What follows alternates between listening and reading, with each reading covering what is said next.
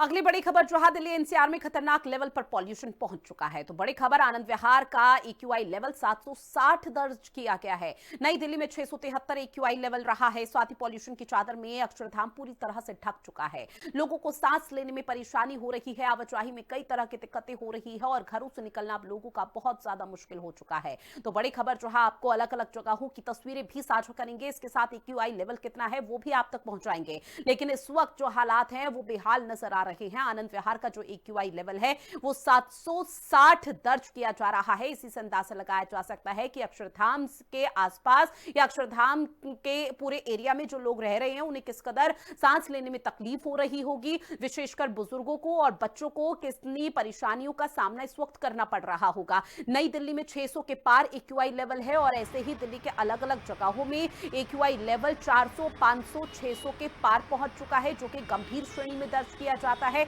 और इसीलिए कहा जा रहा है कि राष्ट्रीय राजधानी दिल्ली एक बार फिर से गैस चैंबर में तब्दील हो चुकी है, क्योंकि एक तरफ शीतलहर चल रही है, दूसरी तरफ प्रदूषण अपने चरम पर पहुंच चुका है और इसके साथ ही कोहरे की वजह से भी दिल्ली एनसीआर सफेद चादर में ढका हुआ है, जिसकी वजह से ट्रिपल अटैक दिल्ली एनसीआर के लोग झेल रहे हैं। और ऐसे में लोगों की परेशानी 4 गुना बढ़ चुकी है। प्रशासन की तरफ से लगातार कोशिश की जा रही है कि दिल्ली एनसीआर के लोगों को, आम जनमानस को किसी तरह की राहत मिल सके, लेकिन फिलहाल वो स्थिति देखने को नहीं मिल रही।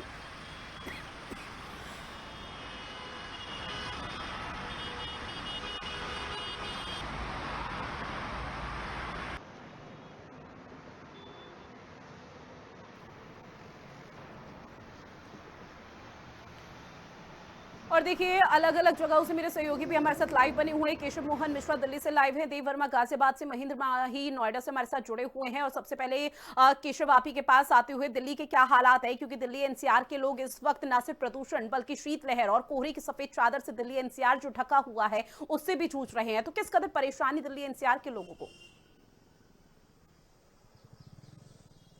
देखिए बिल्कुल दिल्ली के लोग इस वक्त ट्रिपल अटैक झेल रहे हैं और ये स्वाभाविक सी बात है।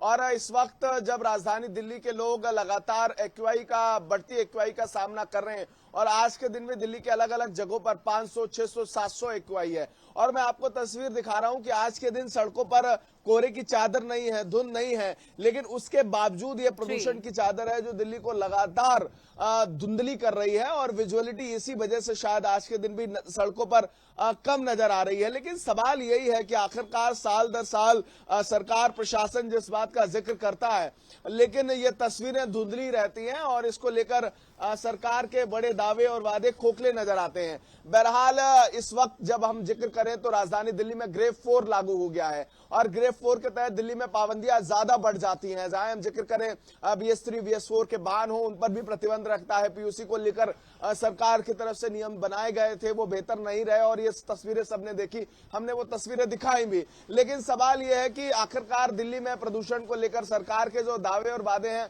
वो कितने बेहतर हैं, क्योंकि लगातार प्रदूषण का स्तर बढ़ रहा है। और ठंड का अगर हम जिक्र करें तो 13 साल बाद ऐसी ठंड राजधानी दिल्ली में दर्ज की गई है जब 2 डिग्री तापमान भी है। आज के दिन तापमान में गिरावट कम है, यानी कि जो पारा है वो तकरीबन 6 से 7 डिग्री सेल्सियस बना हुआ है। और उसके अलावा भी दिल्ली में अलग अलग जगहों पर जो मौसम के हालिया स्थिति है वो यही है, क्योंकि कोहरे की चादर और प्रदूषण और धुंध दिल्ली के लोगों के लिए लगातार समस्या का सबब बना हुआ है। और देखिए, हैरान कर देने वाली बात तो ये होती है केशव कि अभी मौसम विभाग की तरफ से अलर्ट भी जारी कर दिया गया है, यानी कि दिल्ली में और भी जो भीषण या भयावह तस्वीर है वो ठंड को लेकर और प्रदूषण को लेकर देखने को मिल सकती है।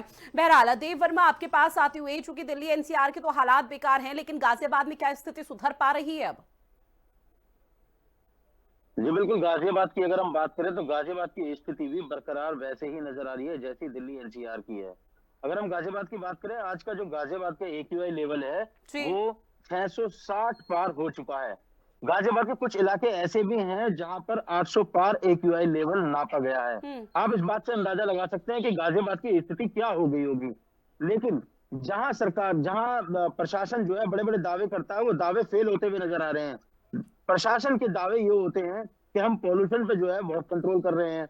प्रशासन के दावे ये होते हैं कि हम पॉल्यूशन के लिए अलग अलग तैयारियां कर रहे हैं। जी। प्रशासन के दावे होते हैं कि हमने पॉल्यूशन को कंट्रोल करने के लिए अलग अलग मुहिम चला रखी है। लेकिन अगर हम बात करें तो जो मुहिम है वो धरातल पर फेल होती हुई नजर आ रही है। वहीं अगर हम प्रशासन की बात करें तो प्रशासन को किन चीजों पर ध्यान देना चाहिए, जैसे कि जितने भी वाहन ऐसे हैं जिनकी वैधता खत्म हो गई है, उन पर कंट्रोल पाना चाहिए। और जो जितनी सड़कें जो टूटी हुई होती हैं सड़कें, आप गाजियाबाद के कुछ इलाके ऐसे हैं जहां पे 2-2 फुट के गड्ढे हुए पड़े हैं सड़कों के अंदर। आप इस बात से अंदाजा लगा सकते हैं वहां पर जो धूल मिट्टी उड़ती है उससे पॉल्यूशन कितना बढ़ रहा होगा। कंस्ट्रक्शन की अगर हम बात करें, कंस्ट्रक्शन जो है लगातार जारी है, पॉल्यूशन बढ़ रहा है इसी वजह से। तो प्रशासन के दावे जो फेल होते हुए नजर आ रहे हैं वो यहीं पे है। और अगर हम बात करें औद्योगिक क्षेत्र की, औद्योगिक क्षेत्र में प्रशासन ये कहता है कि हमने जो है उन पे कड़ाई जो है सख्ताई कर रखी है, 1 लाख का जुर्माना कर रखा है, 5 साल की जेल होगी अगर पोल्यूशन फैलाता हुआ नजर आया। लेकिन अगर हम धरातल पर देखें तो कहीं भी ऐसे उनके दावे जो है वो फेल होते हुए नजर आ रहे हैं, कहीं भी सख्ताई नहीं है। आप इस बात से अंदाजा लगा सकते हैं गाजियाबाद की स्थिति क्या होगी, बद से बदतर हो चुकी है। जी। महेंद्र माही, नोएडा के क्या हालात, क्योंकि देखिए एक तरफ कोहरे की सफेद चादर, दूसरी तरफ प्रदूषण और विजिबिलिटी बेहद कम मापी जा रही है, हादसों को दावत दे रहा है ये वाला जो मौसम अभी देखने को मिल रहा है। तो प्रशासन क्या सतर्क हुआ, नोएडा, ग्रेटर नोएडा कहीं भी?